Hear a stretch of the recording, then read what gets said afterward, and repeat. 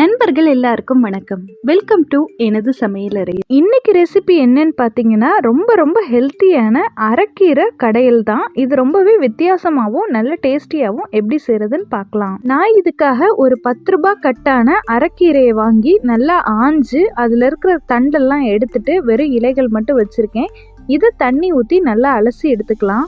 மண் இல்லாமல் நல்லாவே அலசி எடுத்துக்கலாம். முடிஞ்சால் ஒரு சல்லடையில் வடிகட்டி வச்சுக்கோங்க, அப்போ தான் தண்ணி இல்லாமல் இருக்கும். இந்த ஒரு கட்டையும் நல்லா க்ளீன் பண்ணி எடுத்தாச்சு. பாருங்கள், தண்ணியில் அழுக்கெல்லாம் இருக்குது. இதை ஒரு சைடு வச்சுக்கலாம். இப்போ ஒரு குக்கர் எடுத்துட்டு ஒரு 5-6 சின்ன வெங்காயத்தை அப்படியே முழுசாக உள்ளே சேர்த்துடலாம். அடுத்ததாக 3 பல் பூண்டு உள்ளே சேர்த்துக்கிறேன். முழுசாக 2 கூட வேணாம். ஒரு 1.5 கத்திரிக்காயை கட் பண்ணி தண்ணியில் போட்டு வச்சுட்டு அதை அதுக்கடுத்து ஒரு 2 நிமிஷம் கழித்து எடுத்து உள்ளே சேர்த்துக்கலாம்.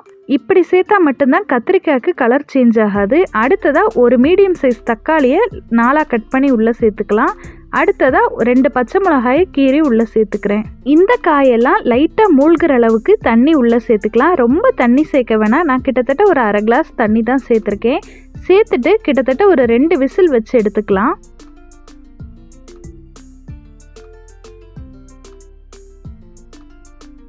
ரெண்டு விசில் அடங்கினதுக்கப்புறமா ஓப்பன் பண்ணி பார்த்துடலாம். கத்திரிக்காய் தக்காளியெல்லாம் நல்லா குக் ஆயிடுச்சு. இந்த ஸ்டேஜில் ஒரு குட்டி பீஸ் புளி, இது பாருங்கள் எலுமிச்சம்பழ சைஸ் இல்லை, ரொம்பவே சின்ன சைஸ் ஒரு குட்டி புளியை உள்ளே சேர்த்துடலாம். இது கரெக்டாக ஒரு பீஸ் புளி. இந்த புளி கலர் சேஞ்ச் ஆகாமல் இருக்கிறதுக்காக தான் உள்ளே சேர்த்துக்கிறோம். கீரை அப்படியே நல்லா க்ரீனிஷாக இருக்கும். அடுத்ததாக நம்ம சுத்தம் பண்ணி வச்சுருக்கிற கீரையை ஃபுல்லாக உள்ளே சேர்த்துடலாம். சேர்த்ததுக்கப்புறமா தண்ணி சேர்க்கணும்னு அவசியம் கிடையாது, ஏற்கனவே அடியில் தண்ணி இருக்குது.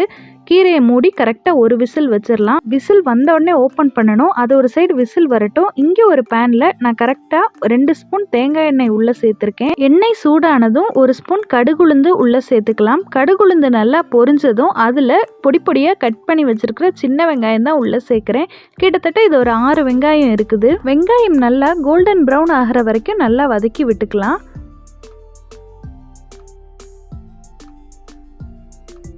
பாருங்க, வெங்காயம் நல்லா கலர் சேஞ்ச் ஆயிருச்சு. இந்த ஸ்டேஜில் அப்படியே ஸ்டவ்வை ஆஃப் பண்ணிடலாம்.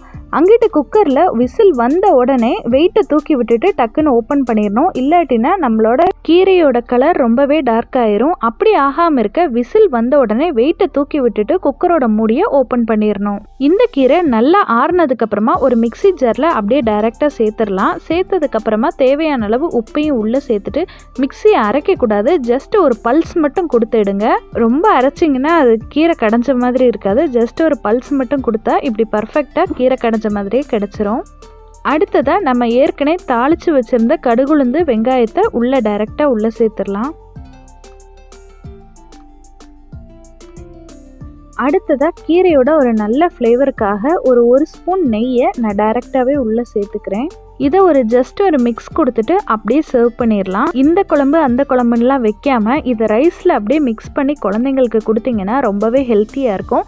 நெய் சேர்த்துருக்கிறனால குழந்தைங்க விரும்பியே சாப்பிடுவாங்க. இந்த ரெசிபியை நீங்களும் வீட்டில் ட்ரை பண்ணி பார்த்துட்டு எப்படி இருந்துச்சுன்னு மறக்காமல் கமெண்ட்ஸில் சொல்லுங்கள். நம்ம சேனலுக்கு மறக்காமல் சப்ஸ்கிரைப் பண்ணி உங்களோட சப்போர்ட்டையும் கொடுங்க. உங்களோட ஒரு சப்ஸ்கிரிப்ஷன் தான் எனக்கு இன்னும் சூப்பரான வீடியோஸ் அப்லோட் பண்ண மோட்டிவேட் பண்ணும். ஓகே, கிவ் அவேக்கான கொஸ்டின் நம்பர் 9 என்னன்னு பார்த்தீங்கன்னா, நம்ம சேனலில் மொத்தமே எத்தனை வெரைட்டிஸ் ஆஃப் ஸ்வீட் செஞ்சுருக்கோம் அப்படின்றத மெயில் பண்ணணும். அப்புறம் அதில் உங்களுக்கு பிடிச்ச ஸ்வீட் எதுன்றதையும் கண்டிப்பாக மெயில் பண்ணுங்கள். டிஸ்கிரிப்ஷனில் மெயில் ஐடி கொடுத்துருக்கேன். இன்னொரு சூப்பரான ரெசிபியுடன் சந்திப்போம். Until then, tata bye bye. See you from எனது சமையலறை.